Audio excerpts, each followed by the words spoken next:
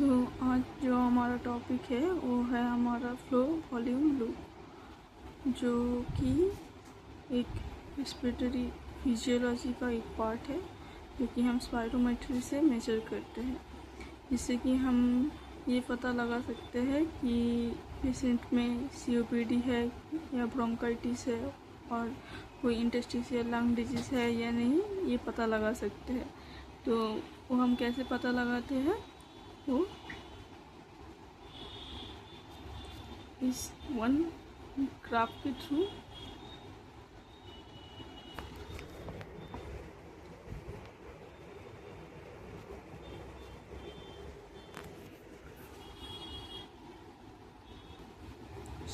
हम ये जस्ट इस ग्राफ के थ्रू पता लगा सकते हैं कि पेशेंट में आइदर सीओपीडी और एस्मा है कि उसमें कोई इंटरस्टिशियल लंग डिजीज़ फाइब्रोइड वगैरह है कि नहीं। तो फर्स्टली ये फ्लो वॉल्यूम लूप से हम दो चीज़ जान सकते हैं, वेदर पेशेंट में हमारा ऑब्स्ट्रक्टिव डिजीज़ है और वेदर रेस्ट्रिक्टिव डिजीज़ है। इससे आने से पहले हमको ये फ्लो वॉल्यूम लूप के बारे में जानना पड़ेगा। तो बेसिकली ये हमारा फ्लो वॉल्यूम लूप है, जिसमें हमारा जो एक्स एक्सिस है, इस एक्स एक्सिस में हम वॉल्यूम कितना volume of air patient inspire कर रहे हैं लीटर में, उनको मापते हैं। और ये जो वाई एक्सिस है, इसमें हम जो फ्लो रेट है जो हमारा लीटर पर सेकेंड है उसको मेजर करते हैं। बेसिकली जब हमारा फ्लो जो हमारा अपर वाला फेज है वो हमारा एक्सपीरेशन फेज है, जो हमारा लोअर फेज है वो हमारा इंस्पिरेशन फेज है। जैसे कि पेशेंट इनहेल स्टार्ट करेगा, तो इस पॉइंट से पेशेंट इनहेल स्टार्ट करेगा और ये इधर जाके इनहेलेशन उसका कंप्लीट होगा। जिस पॉइंट से इस पॉइंट से वो फिर से एक्सपीरेशन स्टार्ट करेगा और धीरे धीरे धीरे धीरे ये कर्व नीचे आता रहेगा। और जो एक्सपिरेटरी कर्व की जो हाईएस्ट पॉइंट होते हैं उसको हम PEFR बोलते हैं। ये है हमारा फिक्स एक्सपिरेटरी फ्लो रेट। तो इस साइड हमारा जो है ये हमारा टोटल फ्लो वॉल्यूम लूप है, जिसके इस साइड में हमारा जो रहता है वो हमारा रेसिडुअल वॉल्यूम रहता है। जो हमारा बाँचा हुआ एयर जो पार्टिसिपेट नहीं करता है वो हमारा रेसिडुअल वॉल्यूम है। और ये हमारा पूरा टोटल लंग कैपेसिटी है। और इस पॉइंट से लेकर इस पॉइंट तक ये हमारा फोर्स वाइटल कैपेसिटी है। जो चलते हैं हमारा रिस्ट्रिक्टिव और ऑब्स्ट्रक्टिव पैटर्न की तरह। सो बेसिकली ये जो हमारा जो नॉर्मल पेशेंट में हमारा कर्व कुछ ऐसा होता है, पेशेंट ऐसे इनहेल करेगा देन पेशेंट एक्सहेल करेगा। बट रेस्ट्रिक्टिव पैटर्न में क्या होता है कि रेस्ट्रिक्टिव पैटर्न में पेशेंट में अगर इंटरस्टिशियल कुछ लंग डिजीज़ है, पेशेंट एयर को इनहेल ही नहीं कर पाएगा। तो जो हमारा ओवरऑल कर्व है वो हमारा कैसा होगा, छोटा होगा।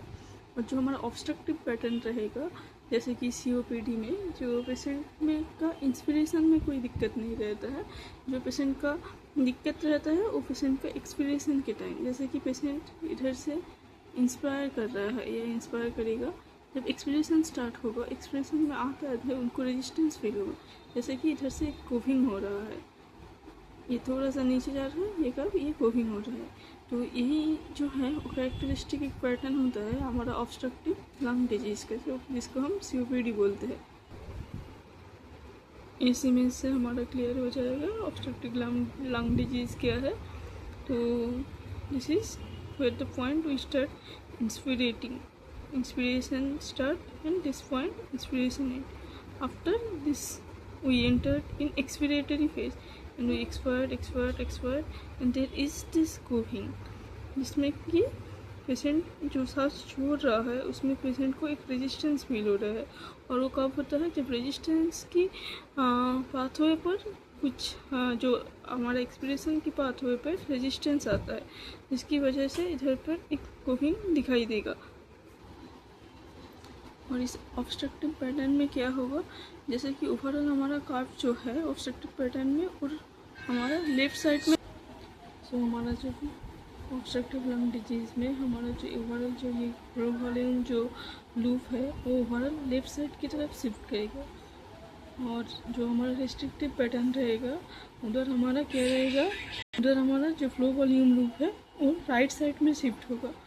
हमारा जो ऑब्स्ट्रक्टिव पैटर्न है, इसमें हमारा जो प्रॉब्लम है वो एक्सपीरिएशन फेज में रहता है कि पेशेंट एक्सपीरिएशन ऑफ एयर नहीं कर पाता, एयर ट्रैपिंग हो जाता है, जिससे कि हमारा ओवरऑल जो रेसिडुअल वॉल्यूम है वो इंक्रीज होता है और टोटल लंग कैपेसिटी ये भी इंक्रीज होता है। और जो डिक्रीज होता है वो हमारा PEFR डिक्रीज होता है, जो कि हमारा क्या होता है कि पीक एक्सपिरेटरी फ्लो रेट। और ये पैटर्न हम किन किन केसेस में देखते हैं, COPD वाले पेशेंट में, एस्मा और ब्रोंकिएटिस पेशेंट में ये पैटर्न दिखा जाता है, जिसमें हमारा जो पेशेंट का एयर एक्सपायर नहीं होता, एयर ट्रैपिंग हो जाता है। दूसरा हमारा जो रेस्ट्रिक्टिव लंग डिजीज़ है, इसमें क्या होता है, इसमें मेन जो प्रॉब्लम रहती है वो हमारा इंस्पिरेटरी फ्लो में रहता है। पेशेंट में अगर कोई इंटरस्टिशियल डिजीज़ हो या कोई फाइब्रॉइड रहेगा, उसमें क्या होगा कि पेशेंट इंस्पायर एयर नहीं कर पाएगा, जो ओवरऑल वॉल्यूम उसकी वजह से छोटा रहेगा, टॉल रहेगा, बट जो शेप में कोई चेंजेस नहीं आएगा, जो वॉल्यूम होगा वो स्मॉल होगा और टॉल होगा। और इधर हमारा एक्सपीरिएशन ठीक ठाक ही रहता है, जो प्रॉब्लम है वो एक्सपिरेटरी फेज में रहता है। जैसे कि पेशेंट कम इंस्पायर करेगा एयर को, तो ऐसे ही पेशेंट का जो टोटल लंग कैपेसिटी है वो भी डिक्रीज होगा, जो रेसिडुअल वॉल्यूम है वो भी डिक्रीज होगा, और PEFR भी डिक्रीज होगा। और इधर कोई जो हमारा COPD का कैरेक्टरिस्टिक जो पैटर्न था, कोविंग और स्कूप आउट पैटर्न था फ्लो वॉल्यूम लूप का, वो इसमें नहीं दिखा जाएगा।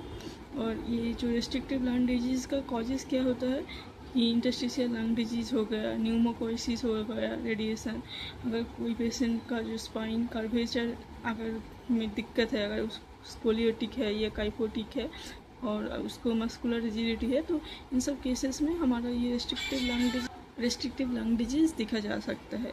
और नेक्स्ट हमारा आता है फिक्स्ड अपर एयरवे ऑब्स्ट्रक्शन। जो ये जो हमारा वॉल्यूम है, ये हमारा फिक्स अपर एयरवे ऑब्स्ट्रक्शन रहता है। इसमें हमारा जो वॉल्यूम फ्लो वॉल्यूम लूप होता है ये ऐसे दिखता है, जिसमें हमारा जो peak expiratory flow rate, residual volume increase होता है, पीक एक्सपिरेटरी फ्लो रेट हमारा डिक्रीज होता है। और इसमें क्या होता है, अपर एयरवे ऑब्स्ट्रक्टम में ये जो फ्लैटेनिंग है वो बोथ एक्सपिरेशन फेज में भी जो कार्व रहता है, वो फ्लैट रहता है, और इंस्पिरेटरी फेज में भी वो फ्लैट रहता है।